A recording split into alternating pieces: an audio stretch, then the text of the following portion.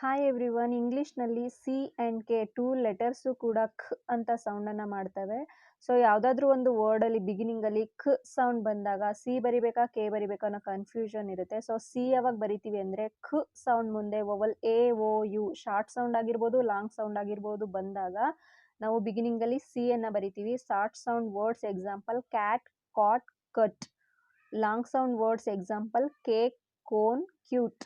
ಅದೇ ರೀತಿ ಖ್ ಸೌಂಡ್ ಮುಂದೆ ವೊವಲ್ ಇ ಅಥವಾ ಐ ಶಾರ್ಟ್ ಸೌಂಡ್ ಆಗಿರ್ಬೋದು, ಲಾಂಗ್ ಸೌಂಡ್ ಆಗಿರ್ಬೋದು ಬಂದಾಗ ನಾವು ಬಿಗಿನಿಂಗಲ್ಲಿ ಕೆ ಅನ್ನು ಬರಿತೀವಿ. Example keg, kid. Long sound words example keep, kite. ಅದೇ ರೀತಿ ಇನ್ನೊಂದು ವಿಷಯ ನೆನಪಲ್ಲಿ ಇಟ್ಕೋಬೇಕು, ಖ್ ಸೌಂಡ್ ಮುಂದೆ ಇ ಅಥವಾ ಐ ಶಾರ್ಟ್ ಸೌಂಡ್ ಅಥವಾ ಲಾಂಗ್ ಸೌಂಡ್ ಬಿಟ್ಟು ಬೇರೆ ಯಾವುದೇ ಸೌಂಡ್ ಬಂದರೂ ನಾವು ಸಿ ಅನ್ನೇ ಬರಿಬೇಕು. ಎಕ್ಸಾಂಪಲ್ ಕಾನ್ಸನೆಂಟ್ಸ್ ಬ್ಲೆಂಡ್ ಆಗಿ ಬರುತ್ತೆ ಕೆಲವೊಂದು ವರ್ಡ್ಸು.